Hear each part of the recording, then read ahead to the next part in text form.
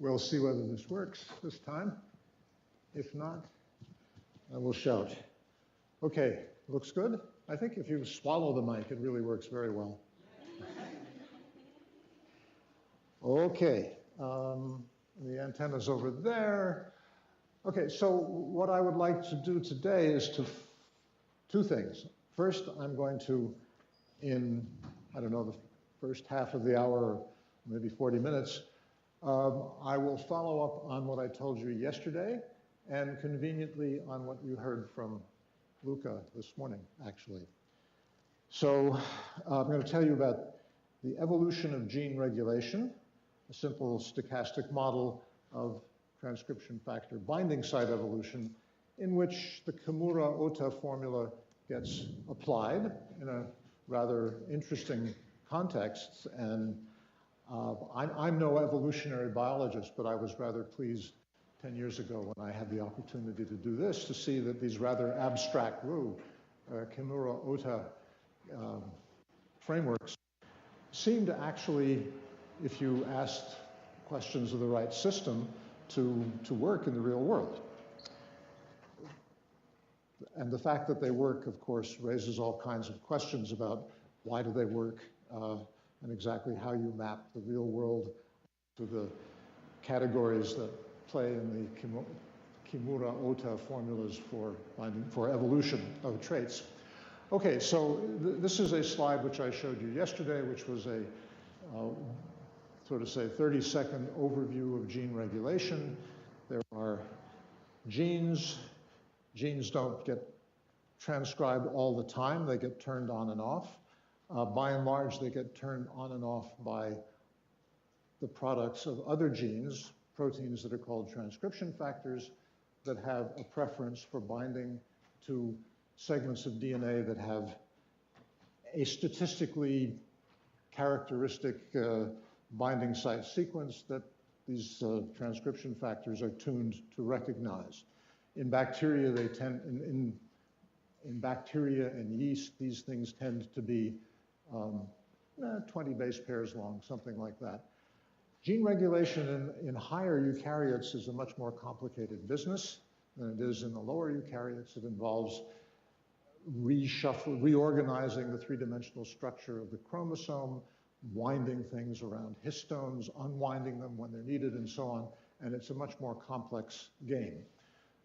So physicists like hydrogen atoms, so bacterial gene regulation and yeast gene regulation is a subject which is sufficiently simple that you can begin to make some progress. Okay, so at any rate, the players are transcription factors recognizing a 20-ish base pair stretch of DNA that has a characteristic sequence that the transcription factor, when it is activated by the presence of some chemical signal, binds to, and then the binding of the transcription factor somehow interacts with the binding of the polymerase to its site at the head of the gene that is ultimately to be transcribed. And as I said yesterday, you can go both ways. You can enhance the rate at which the gene is transcribed, or you can just plain shut it off by binding to the place where the polymerase would have to bind. Okay, so that's review. Let me also review the simplified model which I talked about yesterday for binding site energetics. What we would like to do is to explore the notion that, first of all, the fitness of a binding site for the transcription factor or for the function of a transcription factor that targets that binding site should be determined primarily by a single number, the affinity, the binding affinity between the sequence and the transcription factor. So the concept is that a transcription factor has some kind of reading window and that it is capable of scanning the linear DNA and finding particular and basically differentiating between strings of DNA that can be in its reading window on the basis of the net energy of binding that is attributed to that sequence. And here I've said, well, here's a transcription factor. When it's sitting here, it's reading that string, and maybe the binding energy is 0.4 kT. If it moves along and sits on that string, maybe the binding energy is less. So it'll prefer energetically in equilibrium this guy to this guy. I said that a simplified model that seems to be, while guaranteed not to be 100% accurate, has enough of the truth in it to allow you to begin to say things that have wide validity, is that this function, energy as a function of, let's say, roughly 20 base pairs of sequence, can be approximately modeled as an energy which is the sum of contributions from each position within the window of reading. And at each position within the reading window, depending on which of the four bases is present there, a different contribution to the binding energy arises, or the affinity arises. And so if you can figure out what those numbers are, then you can figure out what an approximation, at any rate, to the net binding energy of a sequence in the reading window of the transcription factor would be. Okay, so we call that an energy matrix, and I described to you yesterday a whole ideology for how you might figure out what that energy matrix is by performing a certain class of experiments. There's another class of experiments, which was actually the first thing that we looked at, in which you address the same issue, namely, you take a slide and you put on it lots and lots of different DNA sequences. You can, in fact, simply take the genome of the organism that might be of interest to you, a bacterium, a yeast, break it up into little fragments, put little adapters on the fragments and stick them on a slide, and basically get a macroscopic quantity of the transcription factor protein and, in effect, flow it over this chip that has lots and lots of different strings of DNA on it, and figure out where the transcription factor of interest to you actually sticks, because you've modified the transcription factor by adding to it good old GFP, so that when you interrogate this chip after you've flowed the transcription factor over it, you will be able visually to localize where on the chip the transcription factor was actually binding. So you can get information on where the transcription factor likes to bind in conditions that are not quite in vivo, but perhaps close enough for your satisfaction. You can get a list of sequences to which the transcription factor likes to bind. From that, in various ways, in the same spirit as I described yesterday, from having a long list of here are sequences to which the transcription factor does bind, I can, by performing the right kind of data analysis, effectively look for a maximum likelihood or a maximum mutual information evaluation of the numbers that should go into this energy matrix, so as to get the best possible account of which particular sequences your transcription factor is observed to bind to. So in the end, you can get for, in fact, not just one transcription factor, by experiments of the kind I just described, experiments that were done quite frequently in the first decade of this century. You could get energy matrices for a very large class of transcription factors. Okay, what has this got to do with evolution?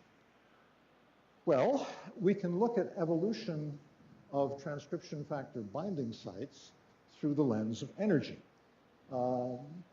Mostly biologists tend to look at transcription factor binding sites through the lens of sequence. If they were able to find a large collection of binding sites for a particular transcription factor, they would line them up against one another and say, aha, I noticed that in position 7, it's always a C, okay?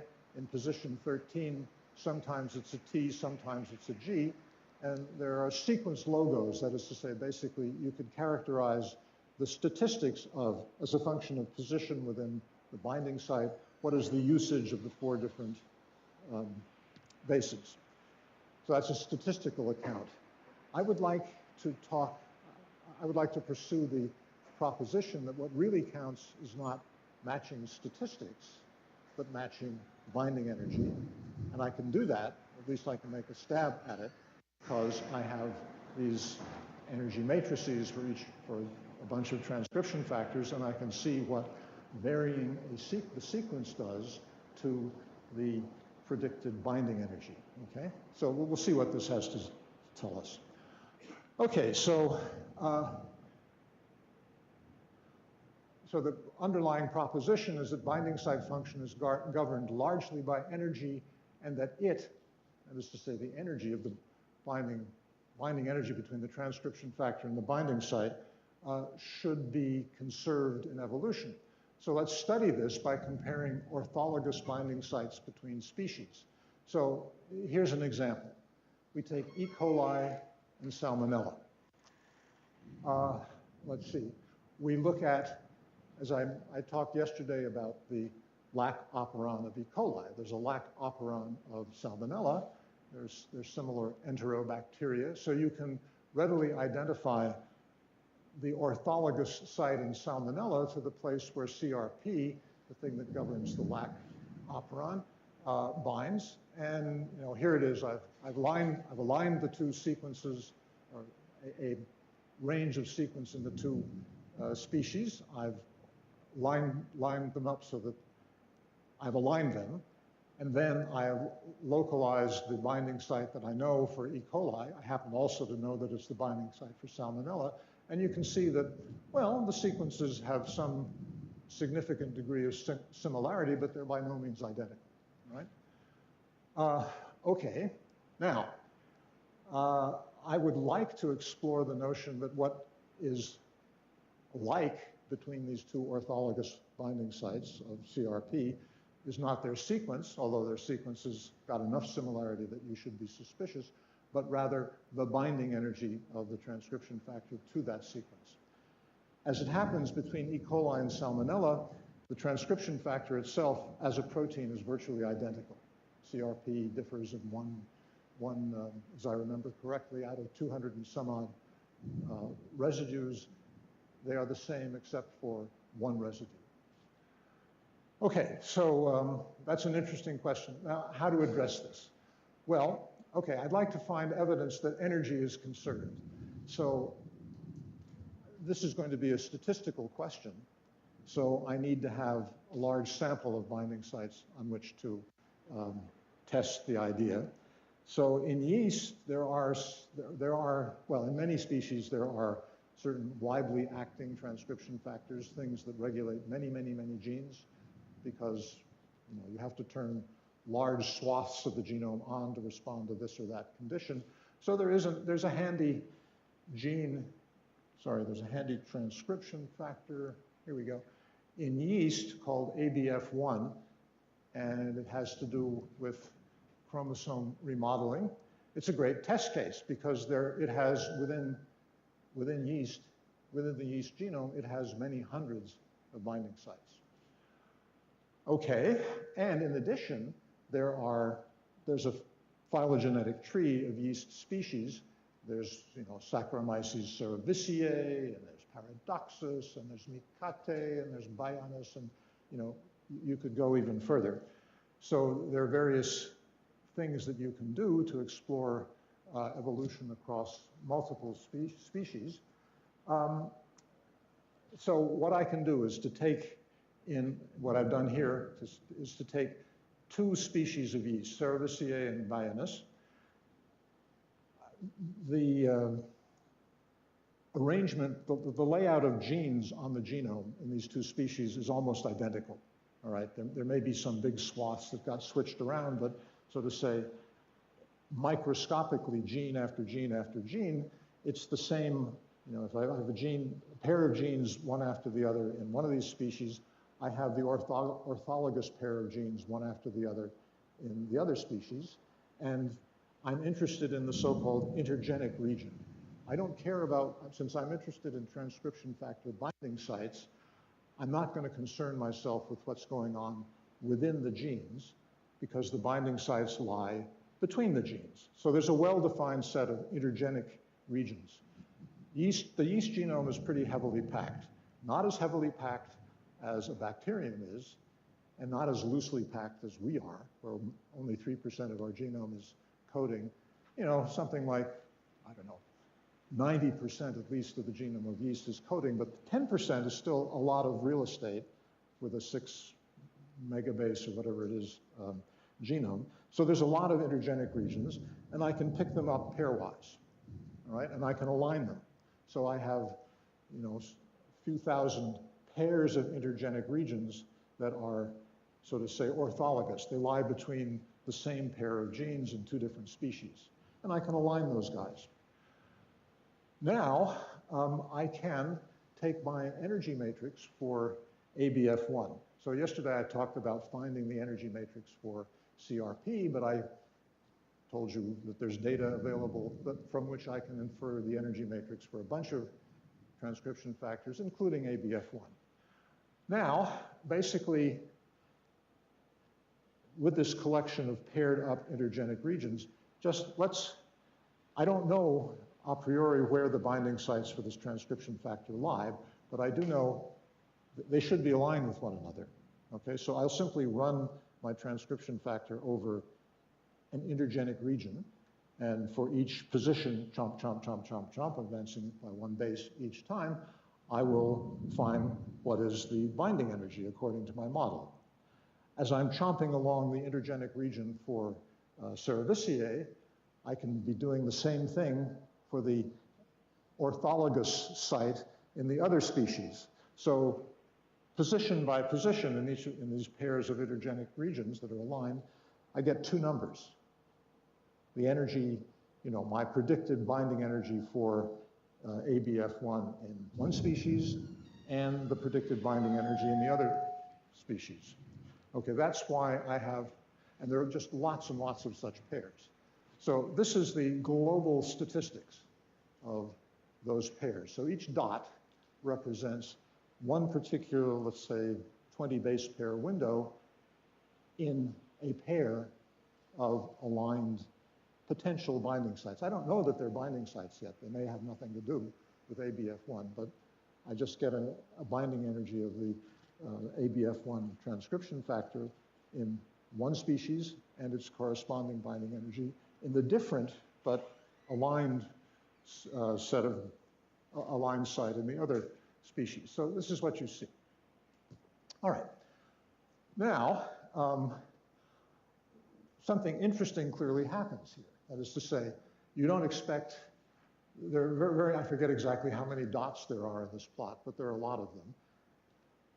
Maybe 100 of these dots should represent, or maybe 500 of these dots, some small subset of them, should represent paired binding sites of the transcription factor. I know that ABF1 has hundreds of binding sites in yeast, and so there ought to be hundreds of pairs that are binding sites. Well, where would those guys lie? Well, they in fact lie down here. That is to say, these fellows are pairs of lined up orthologous potential binding sites that have two properties. One, their binding energy, the energy of interaction is very much lower than the mean for everybody, so that means it's a strong binding. And second of all, the variance across the two species is way lower than it is for everybody else. So this little poodle plot, if you will, is, this is the tail of the poodle, is identifying for you, or giving you some evidence that conservation of energy is something that's happening when the binding energy is particularly strong. And so your eye is naturally drawn to this subpopulation of sites as the sites where energy is conserved between the species and where you have perhaps you would expect that the true functional binding sites are located down here. All right, so energy is in fact helping us, conservation of energy is helping us pick out a subpopulation of sites. And this is a sort of first order qualitative bit of evidence that, in fact, what is conserved under evolution is indeed binding energy. And the only way we're able to say this is we have a model for what the binding energy is as a function of sequence, and we had some reason to believe that our model was transducing physics correctly. Okay, so let's look at this a little bit more closely. So this is the phylogenetic tree of the 4 subspecies of yeast, the 4 yeast species that we proposed to look at. There's 2, and the numbers are some kind of measure of evolutionary time between events. So, and why you have to do an evolutionary geneticist's analysis of the genome in order to conclude that these relative lengths of the branches are what they are. I'm not going to attempt to justify them to you, but I would say it's clear that Cerevisiae and Paradoxus are close to one another. They're closer to themselves. They're closer to each other than they are to Micate, and all of them are pretty far from Biennis. Okay, this is a typical phylogenetic tree, and it's based on the genomes themselves. Okay, all right. Now, once we have multiple species like this, and once we have genomes that are alignable to one another, we can look, let's see, how do I want to say this? Having found a collection of sites in one species that I suspect are functional binding sites for this protein because their binding energy, is low, they're strongly bound, I can find the orthologous sites in all 4 other genomes because I can align their intergenic regions still. So let's do the following. Let us order, let's start with Cerevisiae. Let's suppose I've found 500 potential binding sites. Let's divide them into bins by binding energy. In other words, let's take the 500 and divide them into 10 bins of 50 with ordering by their predicted binding energy, predicted by my energy matrix. Okay, so that's what I'm doing here. I'm looking at collections of binding sites in Cerevisiae, ordered by, binned according to energy into a bunch of energy bins. And as I move to the right, the binding energy is less and less, right? I'll come to in more detail exactly what I did to select this group, but roughly speaking, what I'm doing is picking out this tail in this vast distribution. I'm looking at the low energy, low variance tail, and I'm saying these are my potential binding sites, and I now want to look a little bit more closely at what's going on. Okay, so for the collection of sites that are, so to say, in this first bin, I will find that in the related species, Paradoxus, the energies are distributed between, over this range indicated by the error bar, right? And as I move up to higher and higher energies, looking at groups of potential binding sites that have weaker and weaker binding. This binding energy E value is more and more positive. I note that the sites to which they are orthologous also have higher and higher energy. There's a significant variance, of course, but there is a systematic trend. Cerevisiae and Paradoxus are close together on the phylogenetic tree, and so this slope is fairly steep. If I go to Cerevisiae and Biennis, who are very far apart, the slope becomes almost 0. And if I play this game basically by mixing together all of the sites in Cerevisiae, what I'm seeing is that the variance between, how shall I put it? Maybe I should leave this alone.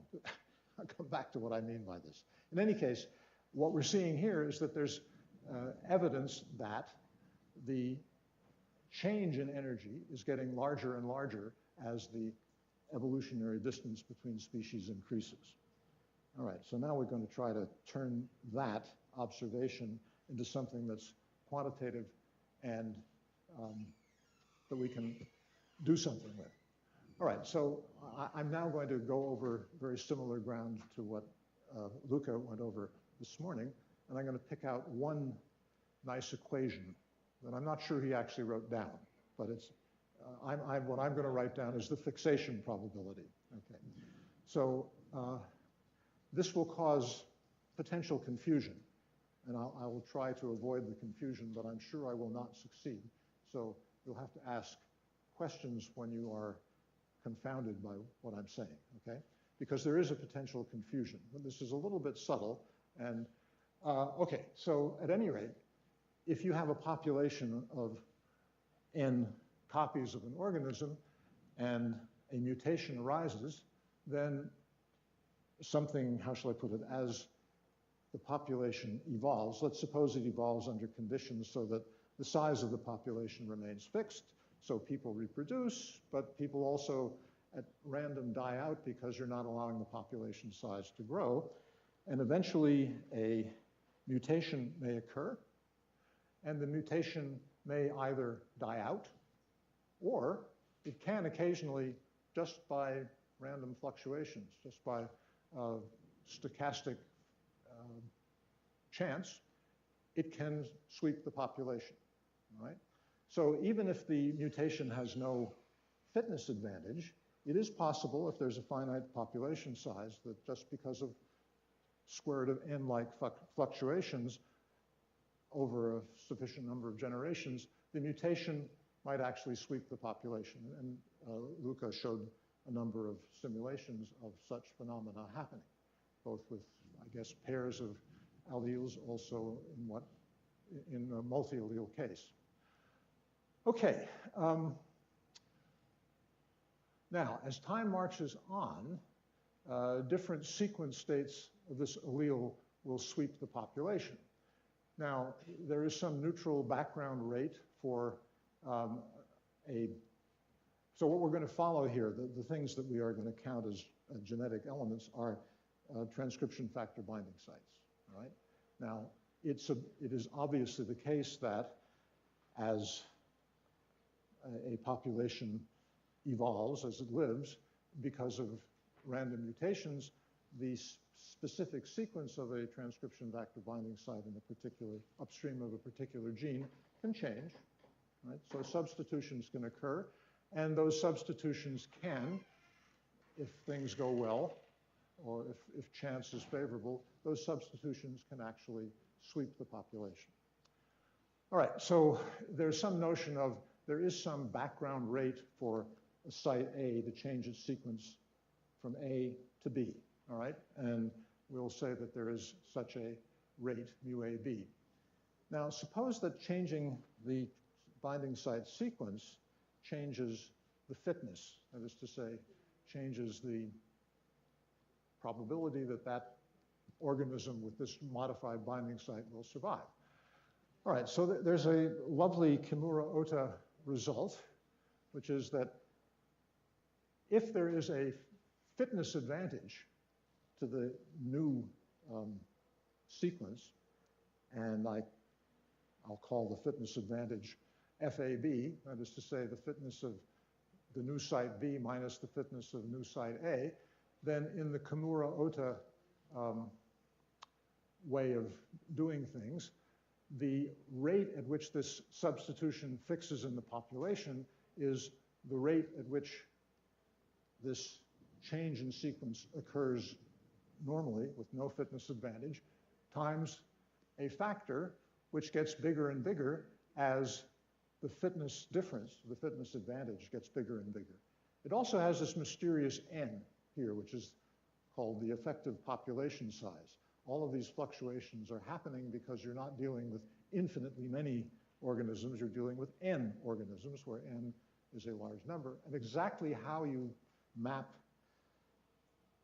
a particular environmental situation onto what is the population size within which evolution and selection are taking place is a little bit, well, it's extremely unclear to me at any rate. But all we're ever going to be able to measure and be concerned about basically is the product of Mr. Kimura's n, of the Kimura-Ota n, and n times the fitness difference. Yeah. Is this empirical? Is what empirical? Is this formula empirical? No, this formula is highly theoretical, right? Luca sort of derived it. I mean, from the equations he wrote. No, I didn't derive it today. No, he didn't derive it today, but this is, in other words, Kimura-Ota describes how if you have a mixture of two alleles, it describes the way in which, as generations proceed, the population sizes, or rather the fraction of the population that belongs to the two alleles, varies.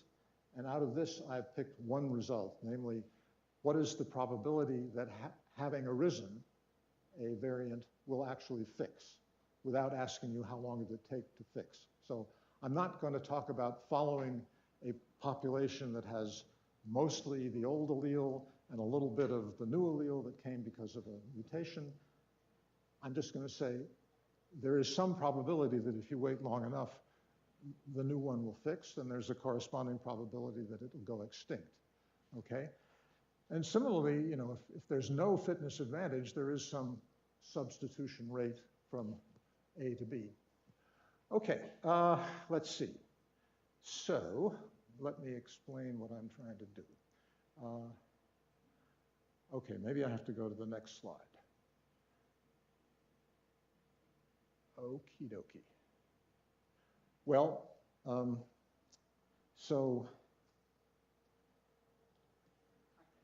yes, sure. What is this fixation rate? It's not a fixation. No, not rate, it's probability. Probability. So, but even if there is no. But there's also a rate at which things are, you know, neutral things are happening. So this is just the neutral fixation rate is enhanced by the fixation probability of an allele that has a different fitness, or reduced, as the case may be. Okay, so now we're going to go back to yeast ABF1. We're going to run the energy matrix over all intergenic sites to get the complete histogram. We've sort of already done this, but now we're presenting the data in a different way. So the range of energies that I find for sites within the intergenic regions, you know, it starts at 0, goes up to some maximum. There is some distribution if I run over all of the sites. Now, there is a theoretical curve that describes what you would see if totally neutral evolution were taking place, because, let's see, from one genome to the next, you can readily see what's the likelihood that, you know, in a given position, A turned into C, or A turned into G, or whatever. So there is a null model, which is basically the distribution of energy that you would see if you just generated whatever the appropriate length of the transcription factor binding site is. Let's call it 20 base pairs. Just generate random sequences, making sure to reproduce the usage probability of the 4 different bases on average. In other words, in the entire genome, there's some probability of using A, C, T, and G. It's not exactly 25%, it's some variation. And if you simply did that and asked if you generated 10,000 binding sites, what would be the distribution of the energy that you would compute using your energy matrix? And it is the blue curve, all right? Now, the interesting thing is that the actual binding sites produce a distribution of energies that follows the blue curve very beautifully until you get down to a cutoff, some kind of lower threshold, where there is a clear excess above the background curve, all right? So what we're going to propose, seems rather reasonable, is that the excess are in fact largely that the excess is going to be largely composed of actual functional binding sites. They have strong binding energy. They're clearly separate from the null distribution. I've singled them out here. This is a more blown up distribution of those sites that lie below this threshold where I'm clearly taking leave of the null distribution. Okay, now I'm going to make a following proposition, which you'll find in a paper by Mastone and Lessig, which seems, I think it's plausible enough if you're a physical-minded person, but I'll not try to derive it in great detail. But the idea is that if you have an excess of events down here, let's see. So the background distribution is the distribution I would get if I simply allowed Kimura-Ota dynamics to take place without any fitness advantage to mutations. If there is, in fact, a fitness advantage to mutations, then that will change the equilibrium distribution. And basically, the ratio between, it's basically Boltzmann statistics. The log of the ratio of the true distribution to the neutral background distribution is basically the fitness function. I'm assuming, for the purposes of this discussion, that fitness does not depend upon sequence directly, only indirectly. What fitness really depends upon is transcription factor binding energy. You can have all kinds of quibbles about that because I'm saying it doesn't matter which gene is being regulated, all that matters is the binding energy of the transcription factor to that sequence. So, you could imagine it's either a quibble or a terrible problem. I'm going to treat it as a quibble and in fact ignore it, okay, to see where we get. Okay, so the idea basically is that we're going to imagine, maybe I can go back one step. Okay, so the true distribution, we're going to say, differs from the neutral background distribution, which we're able to construct either empirically or simply by using the base utilization statistics and our energy matrix by the exponential of this fitness factor. Okay, and this means that we can read off something that tells us about how fitness of binding sites depends on energy from the energy distribution of transcription factor binding sites in one species. All right, that's the plan. Now, okay, we're assuming that all sites of a transcription factor have the same fitness function and that basically the phenotype distribution of one site over time will then, and we're assuming basically something we always assume in statistical physics, namely that I can't see what's happening as a function of time. But I do see, so to say, there's time and there's space. All right, time is evolutionary time. Space in some sense as well. I have hundreds of different examples of this time series. I have hundreds of different binding sites. So I'm going to assume that the statistics that occurs on a particular binding site over time is correctly represented by the statistics over many examples of this binding site at a particular time, okay? Now that's a strong assumption, but I think a not unreasonable one. Okay, so, when all is said and done, I have been able to read off from this distribution of binding sites as a function of energy. This energy is, in some sense, a purely theoretical quantity. I pulled it out of thin air. I used some kind of inference method to infer the numbers to put in this energy matrix, and then I'm assigning a number that nobody has measured directly to every possible sequence of every possible binding site. Yeah? Maybe you're fixing like n, u to n?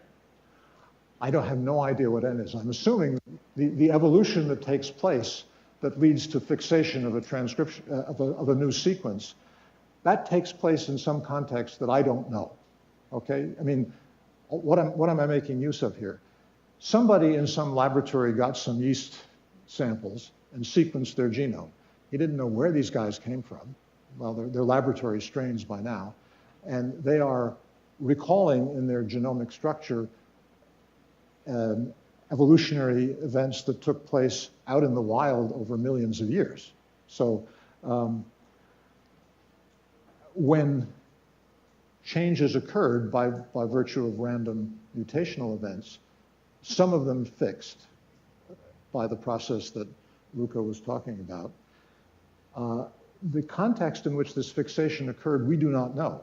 It presumably has to do with, I don't know, yeast living on the surface of a grape, let's say, or maybe on multiple grapes on a grape plant that lived for hundreds of years. Maybe there's some, population that is not mixing with the rest of the world in which this fixation dynamics takes place. I don't know where that was, and I therefore don't know what the size of the population within which these fluctuations were occurring actually took place, all right? So the only thing that I can see is, well, I mean, I guess I'm ultimately assuming also that whatever that environmental condition was that determined what's N, it was the same for, for all of these events. This is pretty wild, actually, when you start to think about it. So on the other hand, this is one of these opportunities to take abstract ideas and put them in front of real data that you can't turn down, even though by the time you're done, you have a lot of questions about why the heck does this work? All right, so the question is, work. How do I know that this works? In what sense is this to be said to work? Okay, so what I got by comparing the neutral background distribution to the actual distribution was basically evidence that there is a fitness advantage associated with having small values of energy, strong binding, and that seems to be concentrated in my unitless energy distribution in a particular sized region near the bottom of the energy scale, okay? And so I infer from this what is the fitness as a function of energy, and what am I finding? I'm finding that it's this 2n, whatever n is, times the fitness is something that falls off a cliff, eventually gets small enough so that I'm going to decide I'm not going to try to follow it any further, and I'll simply say that there is some maximum deficit in fitness that occurs when I get to a binding energy that is above some cutoff, okay? And I clearly can't distinguish between the actual distribution and the neutral background distribution above some number, in this case, near 1, okay?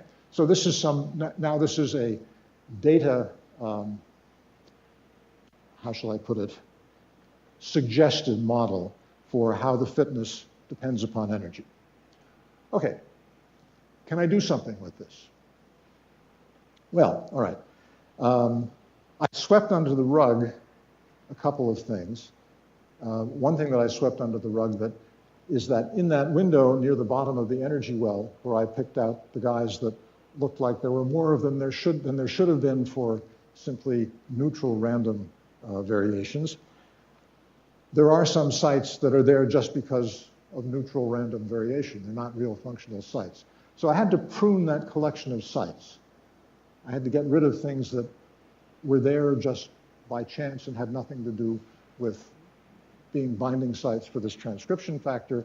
There, the fact that I have multiple species actually gives you an opportunity to prune very nicely, because you can insist that not just that the energy is below this nice cutoff in one species, but you can say, well, what happens if I ask for the energy to be below this cutoff in 2 species or 3 species? And it turns out that actually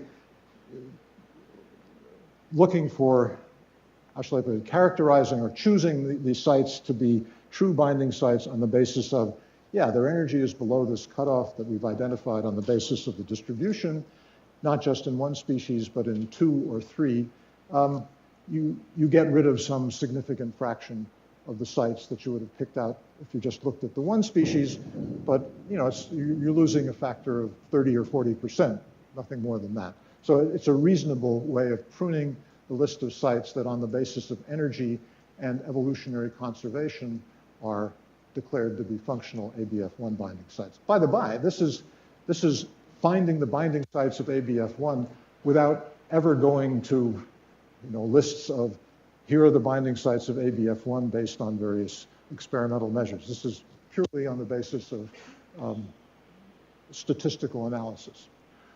Okay, now,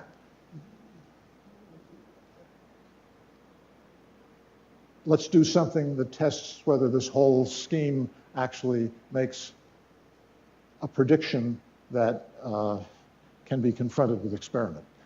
So the idea is, if you have an evolutionary tree, so we can go back a few slides to, right, so these things right here are just, well, they're empirical. They're telling you how sites in different bins of energy in one species are evolved in energy into another species. And obviously, the evolution gets more and more spread out as you go to greater separations in evolutionary time. Well, if I have Kimura-Ota fixation probability, and I know what the the fitness function of energy as a function of energy is, well, I can actually simulate this kind of thing. I can do a numerical simulation of the evolution of binding sites under the assumption that the Kimura-Ota fixation formula applies using the fitness function that we've inferred up here. Okay, so that's what this is all about. Namely,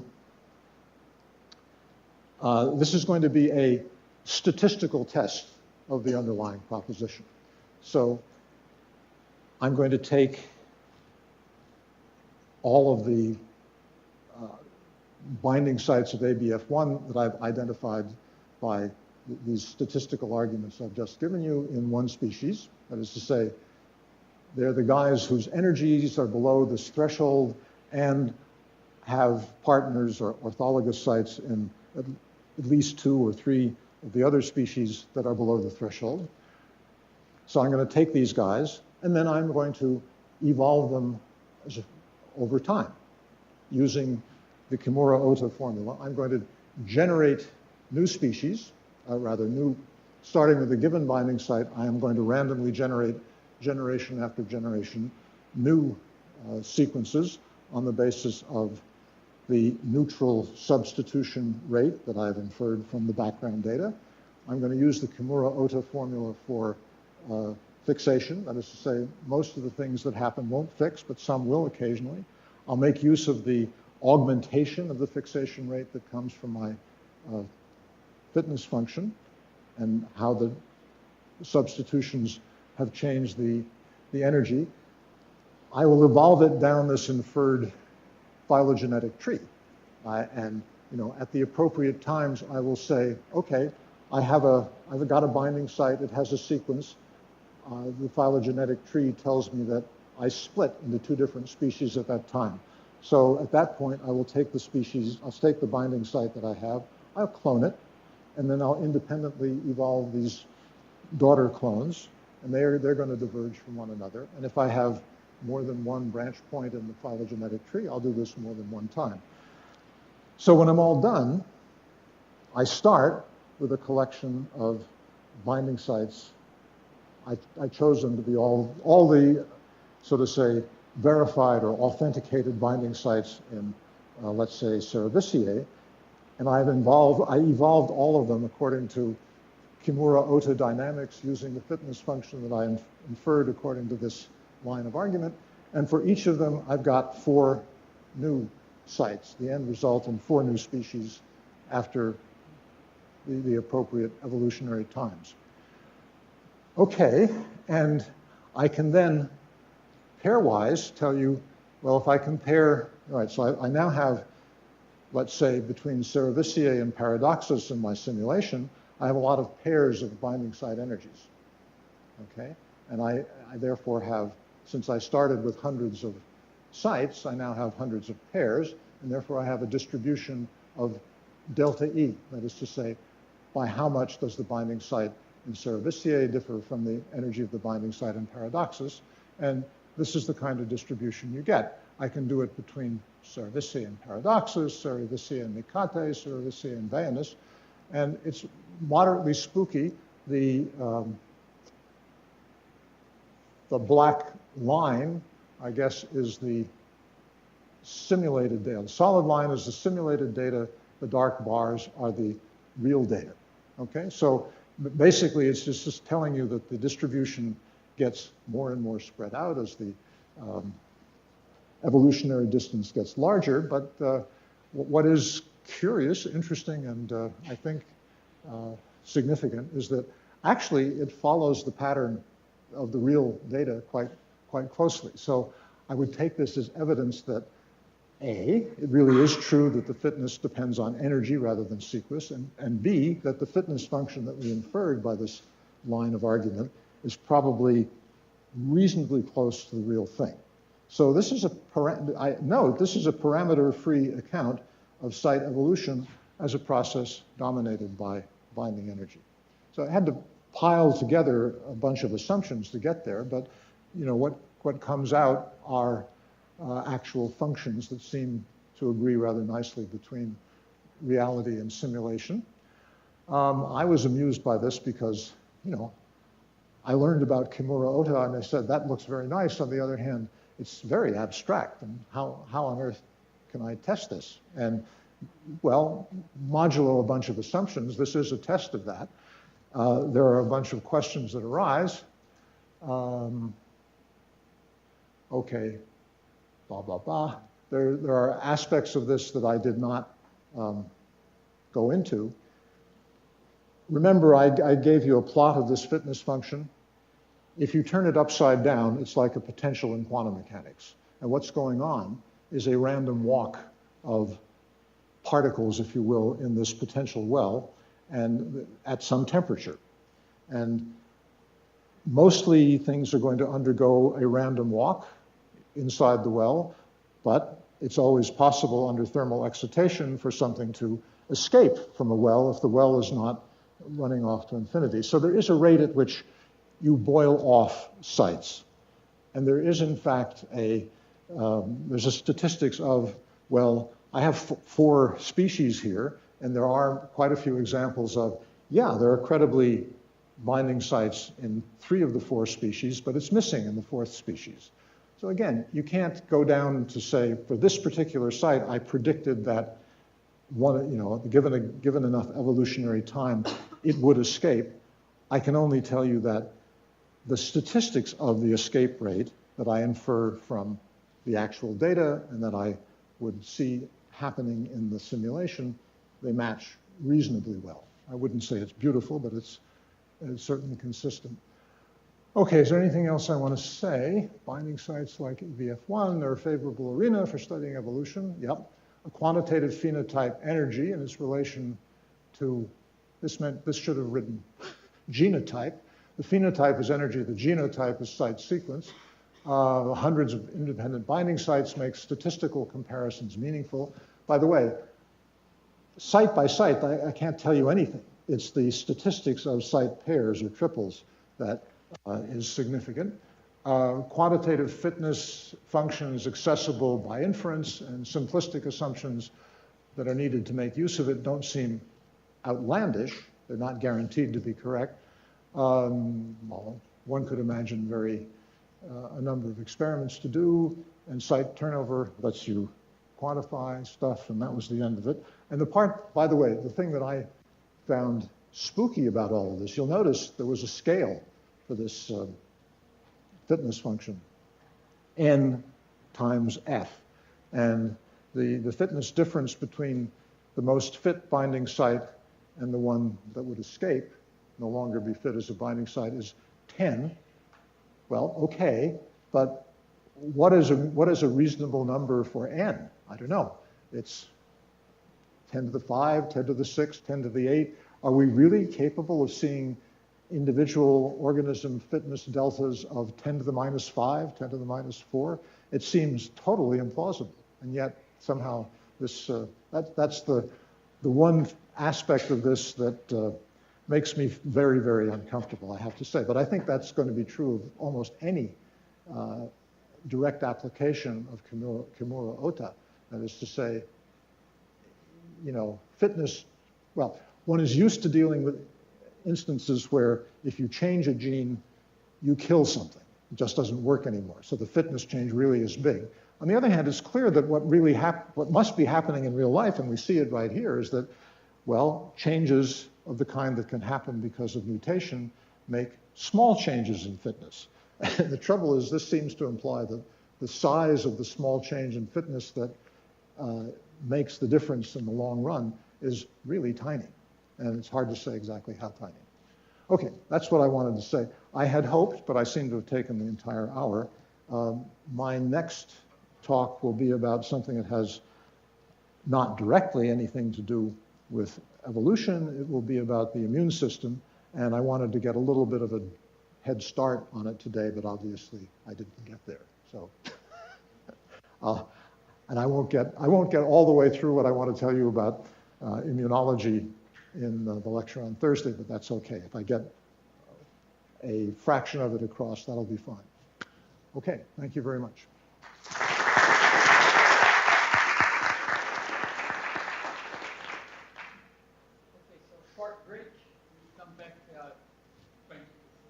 Okay, that's short. Very good. Boiled transcription factors, how goes it in your plot, initial plot, where you had the scattered plot of two species? Yes, they right. were on the, So on the negative and positive side. I mean, this one? Yeah. Yeah, ones, yeah. And these ones are Yeah. the boiled one. Well, so this is two different species. Yeah. Okay, and for say it would be boiled in this yeah, species, but not in the other. Exactly. These guys are evolving in a totally neutral fashion. Yeah. Right? No finite fitness effect. That's the idea. It's interesting the amount of randomness that this life can support.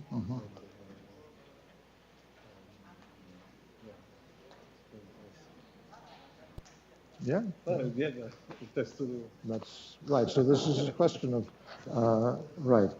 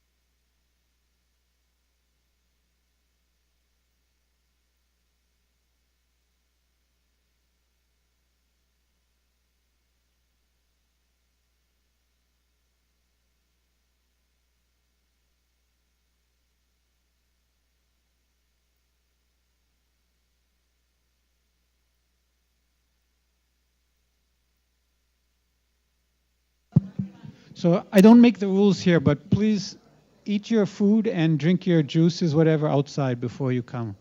Just because if you spill something, I'll get blamed, so that's why.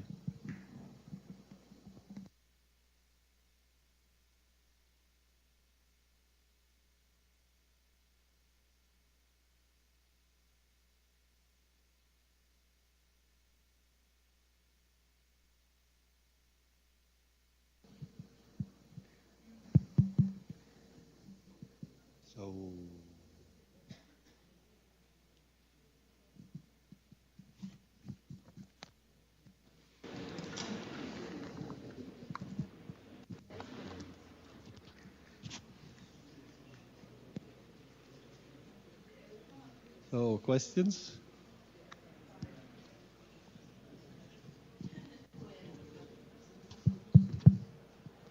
Okay, so we are open for questions. Hmm?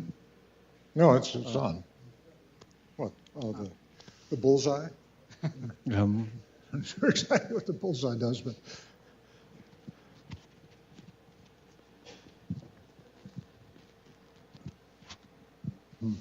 Ha, ha, works.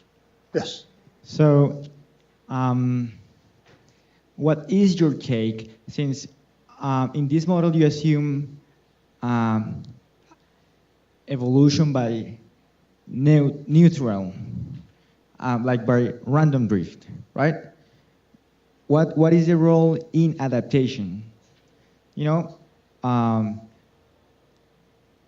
like it seems like you assume a weak regime of selection, which fits very well the data. So probably, at least for this species, selection is not playing such a role, would you say? Let's see, I'm not sure I understand the question, but let's see, so what? So as always, right, the raw material is just a random process of mutation of genomic sequence, right? And we add only one further feature, and that is that there is a selective advantage of certain sequences over others. That's it. And our problem was to see whether we could find a way to quantify that selective advantage. I mean, Kimura Ota says exactly the same thing we do, except that they say, well, it may or may not be the case that a particular substitution gives the new version of the allele a selective advantage over the others. Here we say it can, and we quantify exactly how it can by putting a few other hypotheses into the game and quantifying the selective advantage that's associated with a change in the binding energy of this transcription factor. We're not letting the transcription factor evolve at all, right? I forgot entirely about that. I just said that, you know, in the current state of play, the transcription factor does not change, is so close to each, between the different species, the transcription factor is so nearly identical that I'm not going to worry about that. And it's clear that the, so to say, ability to change the volatility, if you want, of binding site sequence is much higher than that of transcription factor protein sequence. You know, gene regulation evolves more rapidly than the genes themselves, it would appear, and that seems quite plausible. I mean, I don't kill the binding site by changing one base. I just change the level of its working a little bit through the energy. So I don't know if you want to call this adaptation or not. I'm just taking the categories that are presented to us by the Kimura-Ota approach and just applying them to this restricted universe of populations.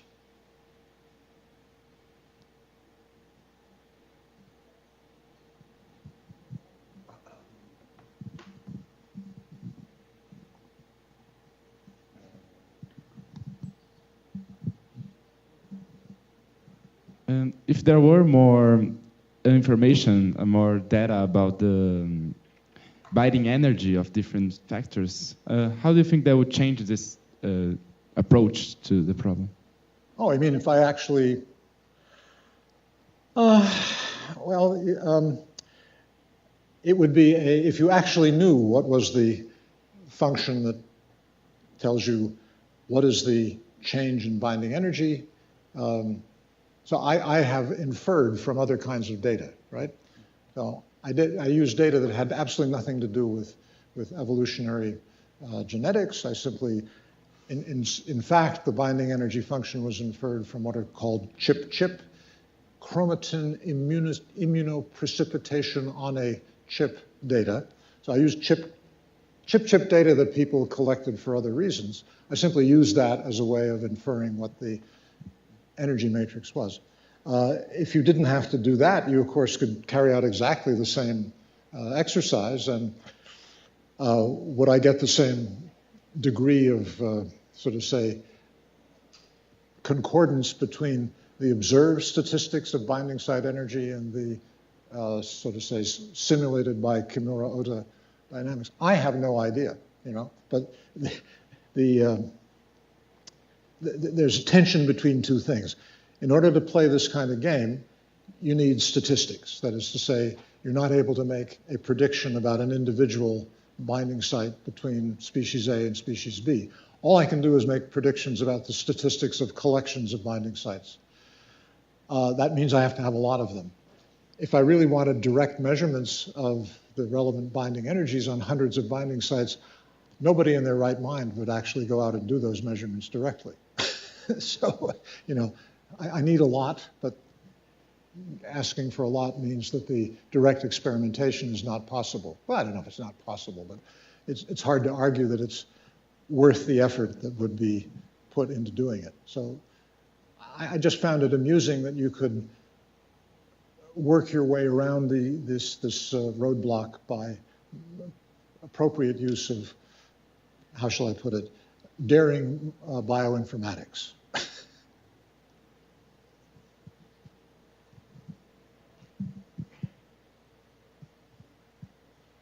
I think I have a question myself.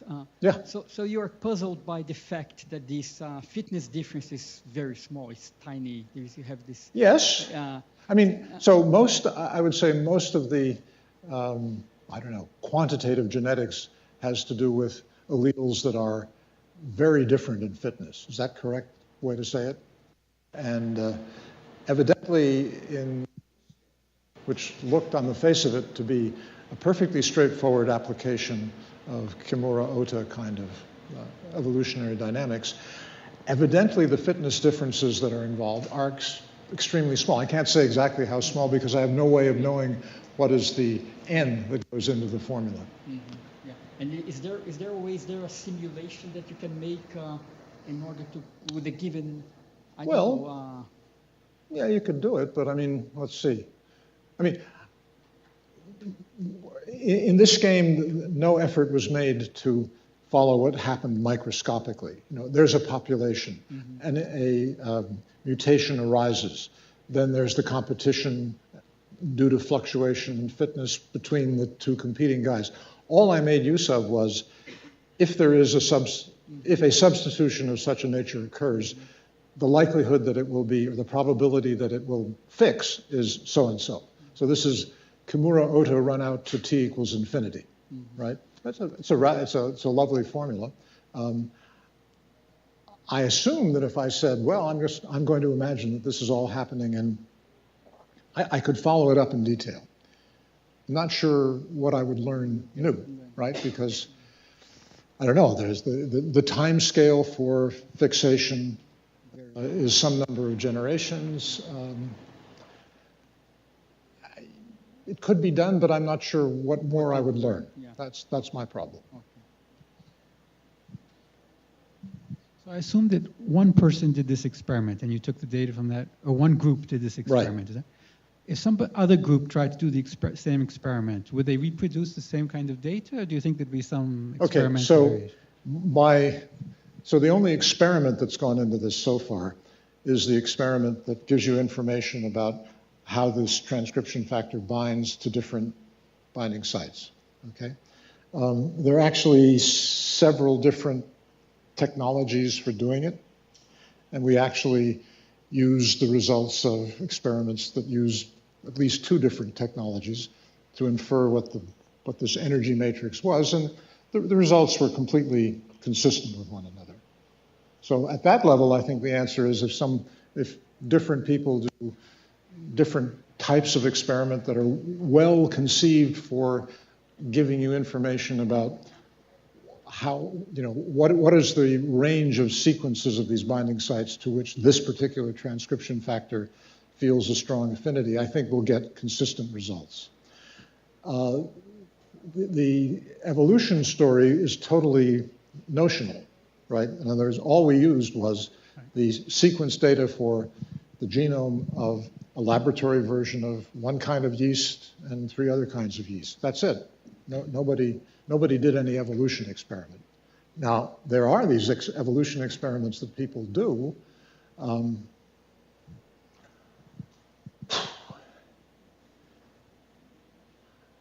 I guess at one point I must have thought a little bit about what you might do if you were doing a many generation passaging sort of experiment to see whether you could see the dynamics of the evolution of transcription factor binding sites. You'd have to do something that somehow focused the attention of the population on some transcription factor. In the Lenski experiments, they stressed the bacteria by not giving them what they like to eat, right? And so over time, but they gave them something to eat. They didn't eat it very well, but eventually the metabolic circuits adapted themselves. Well, that's something that could be controlled by transcription factor binding sites. These metabolic programs typically are things that are turned on and off by some transcription factor that gets activated when this or that chemical condition obtains that has to do with what food source they have.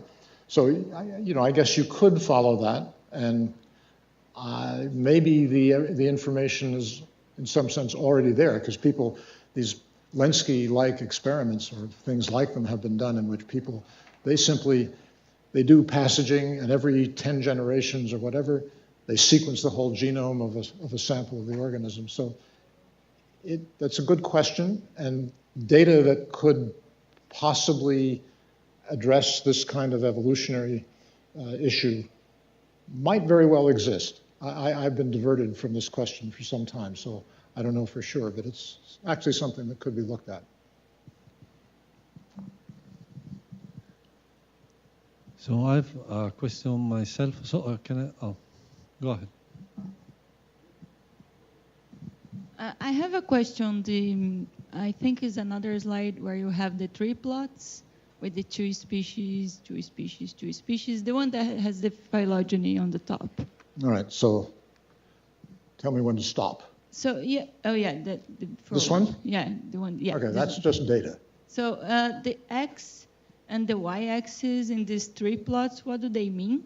Okay, all right. So if we go back here, right, there are thousands and thousands of potential binding sites. So any 20 base pair sequence within an intergenic region could be a binding site, all right?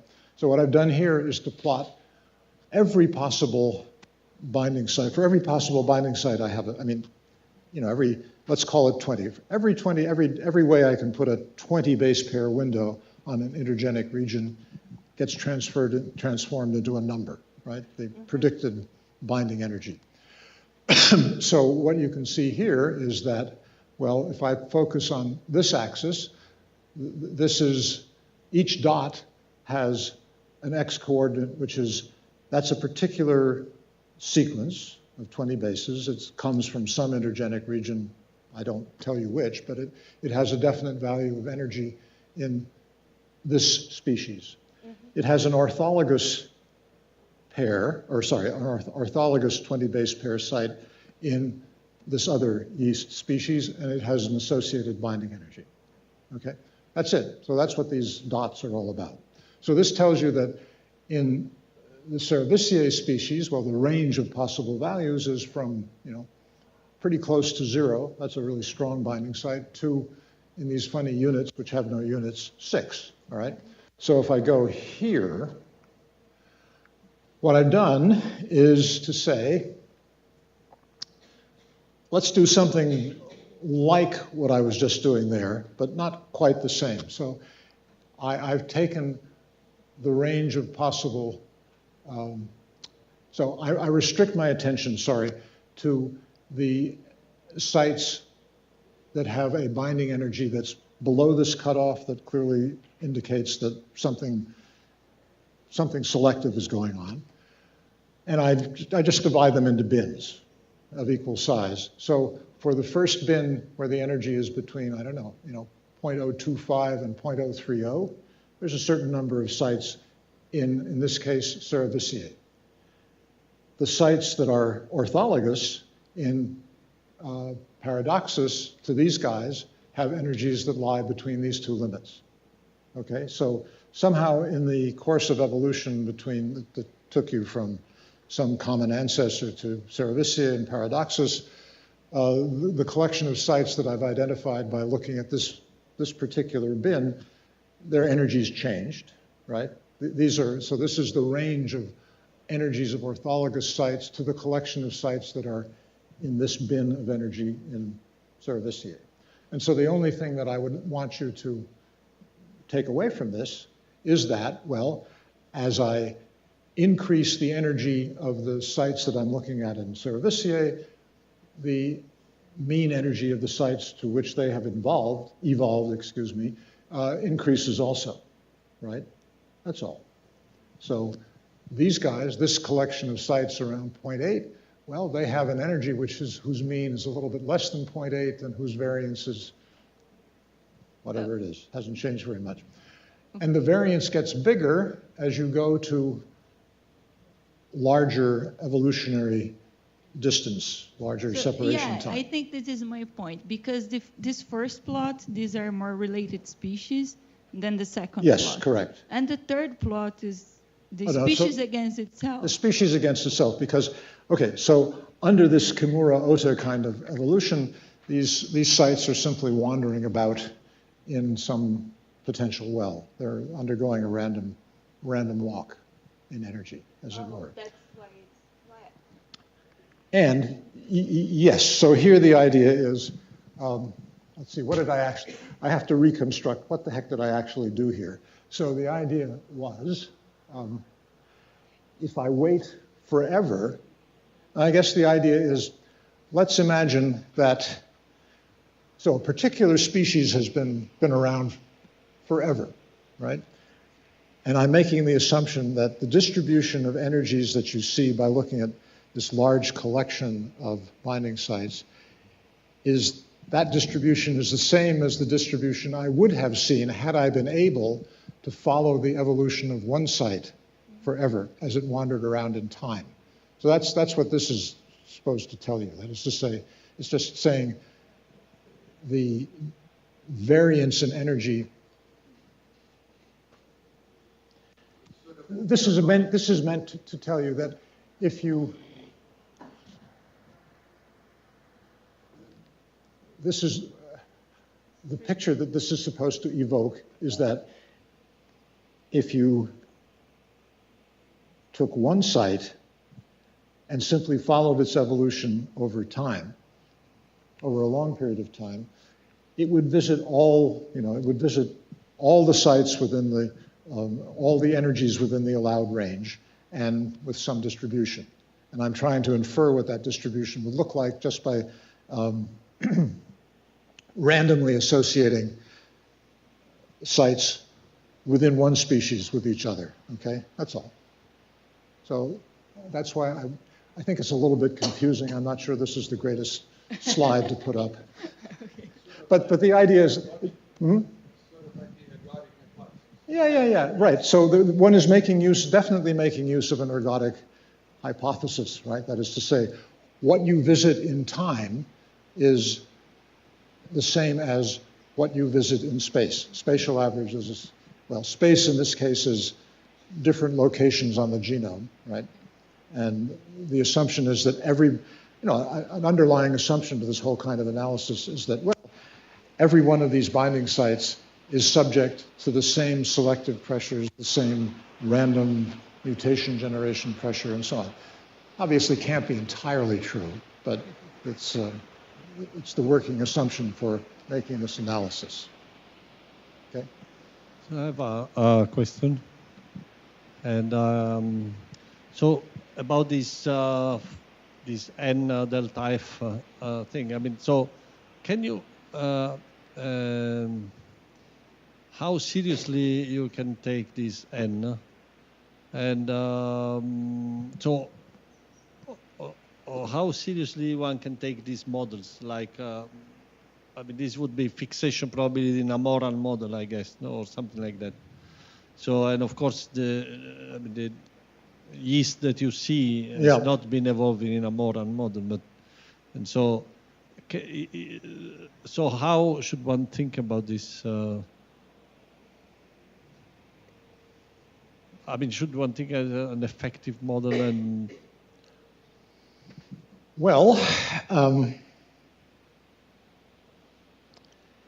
it probably means that this notion of effective population size is extremely vague. And, you know, I have never seen any argument that says for a real case, here's how I would estimate what the effective population size under which the evolution is occurring takes place. Okay, so you have to live with, you have two conjugate variables, right? The fitness change and the size of the population in which it's happening. I wish I knew some way to disentangle them. All I'm saying here is that if you... So in which sense are they conjugate? Sorry? In which sense are they conjugate? So is that... All you can measure is their product. Okay. In an arithmetic sense, nothing more than that. Not in a Hamiltonian sense. I'm sorry that I don't have an answer to this, and I don't think anybody does. Yeah. Population size, and they are, say, usually when you have some estimates, they are ridiculously small, and there have been proposed a number of explanations, and one of them is the fact that, in fact, the actual population size that you measure in a population in which you have a fluctuating size is a harmonic average, so it will be closer to the smallest values instead of being just an average. But this is not sufficient. Say that, for instance, for human populations, estimating from the human variability, the effective population size is of the order of a few 10,000, which is ridiculously small. Well, it's really, it's really quite small. Now, you might say, well, in order to make a reliable estimate, you need to be at equilibrium, and this takes a time which is of the order of a number of generations, which is of the order of population size itself. So probably we are out of equilibrium. But if that is the case, then what is the relevance of the effective population size? Right. So I will discuss of that later in the lecture. There are some other mechanisms. Yes, this touches on questions that we hope one can bring some clarity to, but they will require new ideas and new experiments, that's for sure.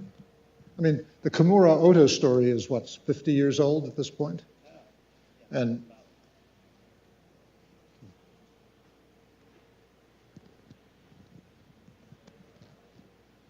can I just make a comment about this again? Sure. If you go back to your third plot.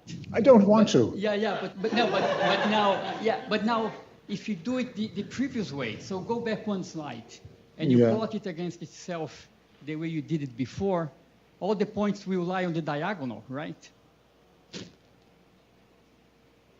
Well, yeah. Yeah, so it's very different. Yeah, so that's why you get that flat thing. But if you take your points and just divide them into two groups and pretend they're two species and plot them again, you get the distribution, and then you get the slope back, right? I'm not sure. You're not sure? Because they're two identical species. These are all orthologous sequences, yeah. Right.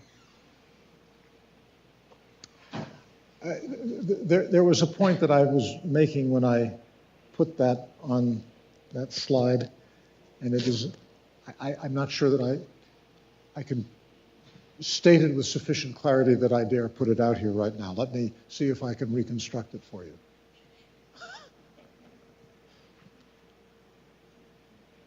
Okay, any other questions? All right. Okay, so let's Thank you. Thank Curtis again.